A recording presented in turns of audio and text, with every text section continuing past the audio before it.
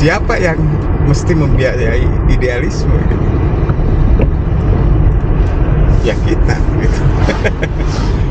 Esensinya dapat, eksistensinya terbangun, kemudian menjadi valuasi.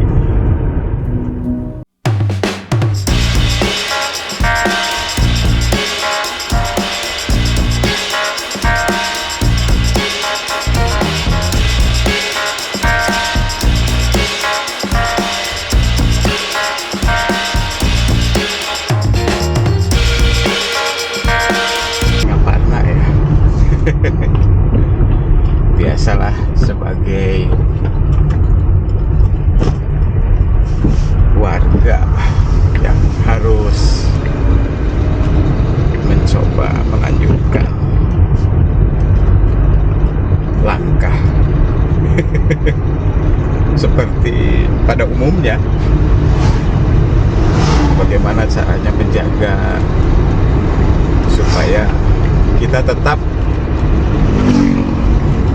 bisa beraktivitas gitu ya. Ya tentu saja tidak semata-mata aktivitas biasa ya untuk mengisi uang, tetapi pada momentum tertentu harus ada juga langkah berpikir gitu, bagaimana supaya ada keberlanjutan gitu. Untuk menjaga idealisme. Nah, setiap orang kan punya idealisme, tetapi tidak sadar gitu, seringkali tidak sadar bahwa idealisme juga harus dibiayai. Nah, siapa yang mesti membiayai idealisme gitu? Ya kita gitu. Kalau mau menjaga aktivitas gitu ya sesuai dengan suasana batin, ya harus terus menjaga keberlanjutan itu. Kegiatan berkomunitas harus tetap dijaga begitu ya. Dan memang seringkali justru kita nih yang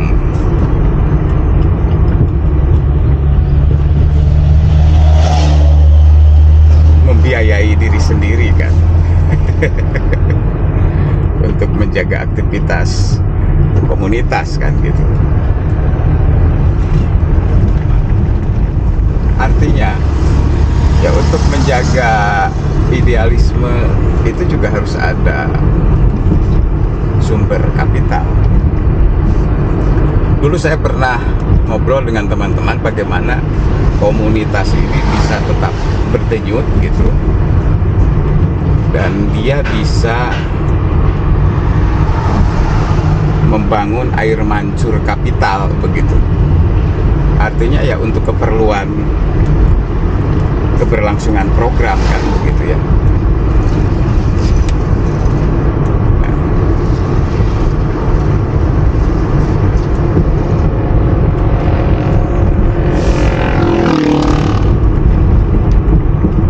jejaring sudah terbangun. Kan sayang juga gitu kalau sumber daya ini tidak bisa dioptimalkan gitu. Tapi saya meyakini apa yang telah dilakukan oleh teman-teman itu ya pada akhirnya akan menjadi valuasi, akan menjadi nilai begitu. Nah, di sini perlu ada orang yang bisa mengelola itu. Selain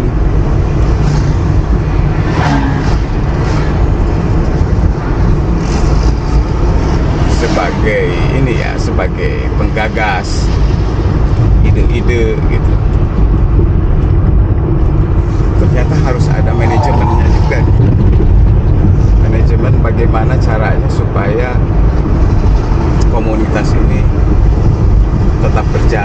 ini persoalan klasik ya, persoalan klasik begitu. Ide-ide di komunitas ini tak pernah surut tetapi acap kali juga mentok gitu ya ketika mau dieksekusi, karena ada komponen yang harus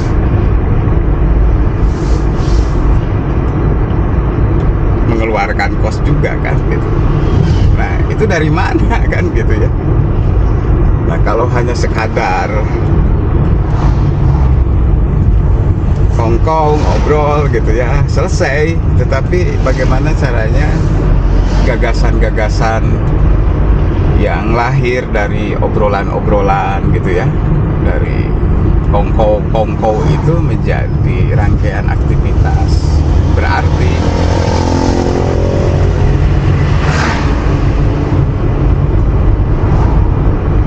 Jadi air mancur kapital ini penting. Bagaimana caranya teman-teman di komunitas bisa juga mengelola sumber pembiayaan gitu ya.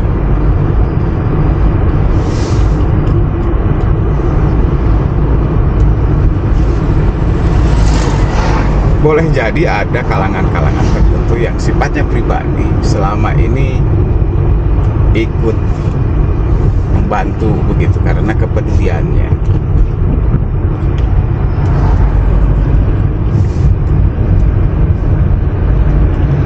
Tetapi kan harus ada, wah ini ini lagi pameran baligo nih di sebelah banyak ini ya wajah-wajah.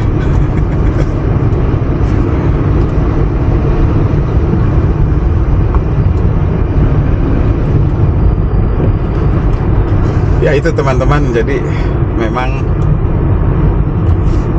ini persoalan klasik yang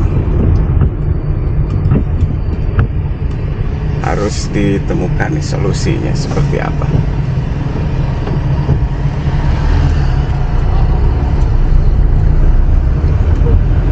Apalagi sekarang peluangnya terbuka ya.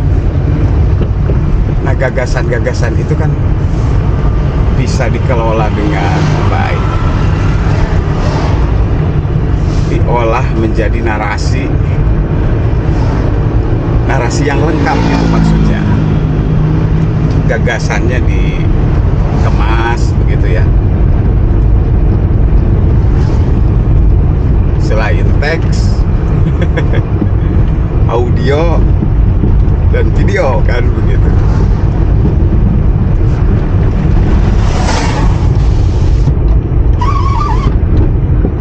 Ini akan menarik ya, artinya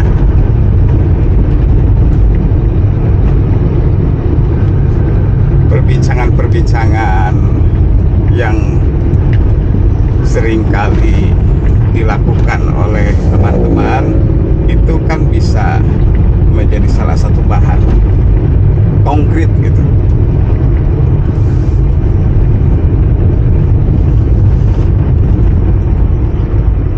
Titik awalnya dari sana.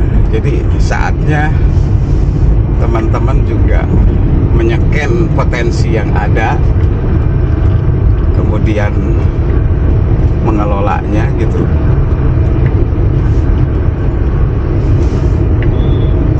Nah, justru ini akan menjadi bahan untuk mengembangkan komunitas itu kan gitu. Jadi bagaimana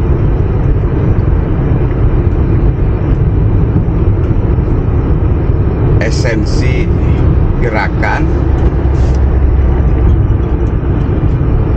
kemudian menjadi eksistensi gitu.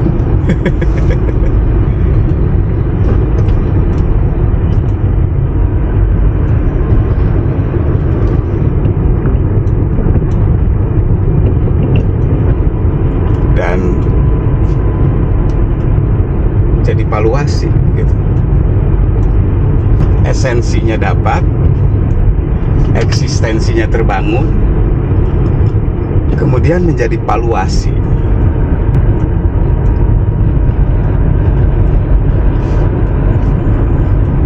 Bernilai begitu.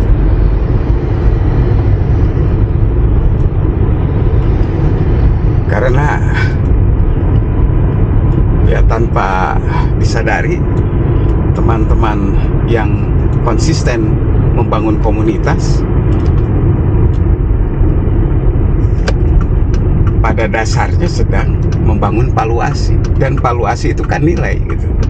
Nah, nilai itu kan bisa dikonversi nanti dalam bentuk kapital begitu ya.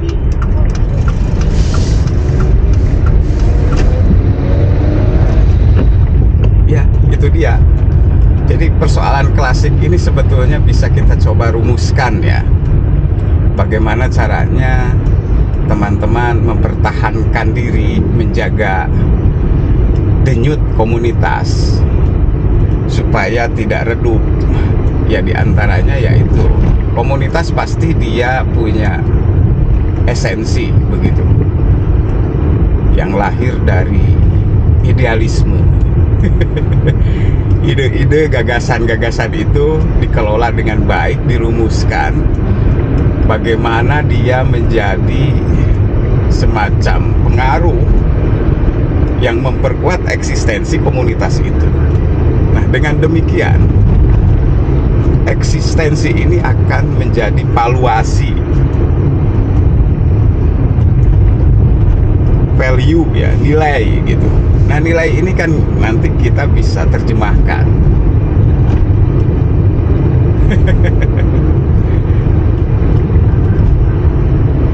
begitu teman-teman. Salam hangat, Rahayu Bagja Waluya. Laju mulus tina kanan pamaksadan. Assalamualaikum warahmatullahi wabarakatuh.